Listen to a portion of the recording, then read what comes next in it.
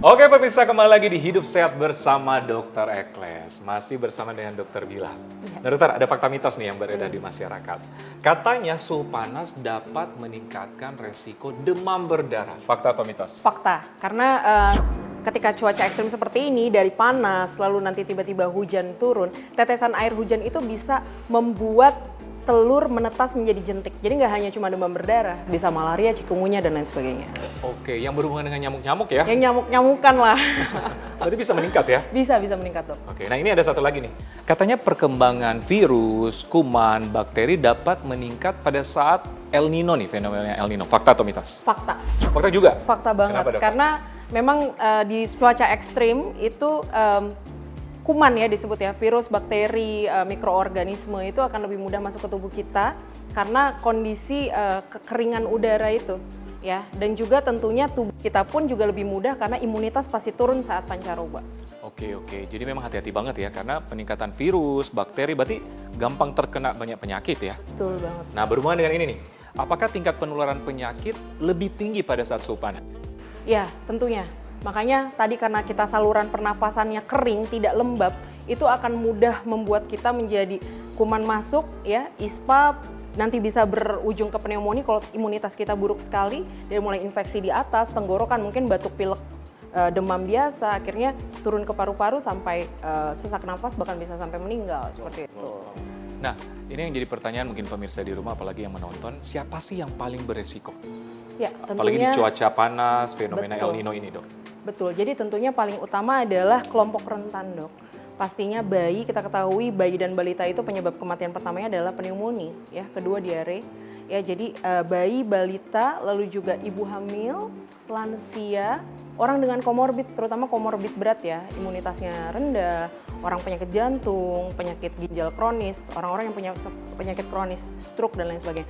Oleh karena itu saya juga menghimbau untuk melakukan serangkaian pencegahan juga, dok. Ya, seperti misalnya memakai masker, ya, pola hidup bersih ya. Bersih diri artinya 3M plus vaksinasi, mencuci tangan, menjaga jarak, memakai masker, ya. Juga vaksinasi tambahan boleh dilakukan seperti influenza dan pneumonia, dok ya, seperti sekarang ini. Lalu juga pola hidup sehat, meningkatkan imunitas dengan cukup tidur dan makan yang seimbang. Serta kalau lagi ekstrim banget seperti ini, saya rasa suplementasi vitamin boleh juga ya, dok. Seperti vitamin C, vitamin D3 untuk antioksidan tuh bagus. Oke. Jadi kelompok-kelompok rentan itu memang harus hati-hati ya. Apa tadi, bayi, balita, lansia, atau ada dengan penyakit-penyakit komorbid tertentu. Oke.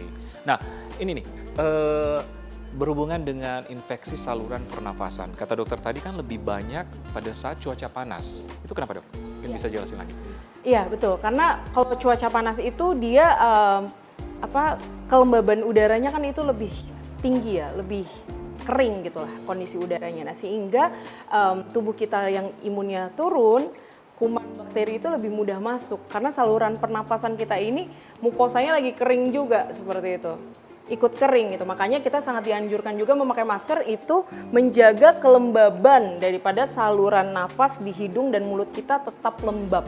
Gitu, itu caranya. Oke. Jadi memang sangat berpengaruh ya? Berpengaruh dong. Oke, jadi ini menjadi perhatian juga bagi pemirsa di rumah. Ya. Kadang-kadang kita sepele. Karena Mungkin cuaca panas yang biasa, Ya. tapi wajib waspada juga ya? Iya, waspada dong. Oke, nah dokter, tahan dulu lagi. Ya. Nah pemirsa, masih banyak informasi kesehatan lainnya, tetap bersama kami di Hidup Sehat bersama Dokter Ekles. Dok. Fakta atau mitos begadang bikin wajah kelihatan lebih tua?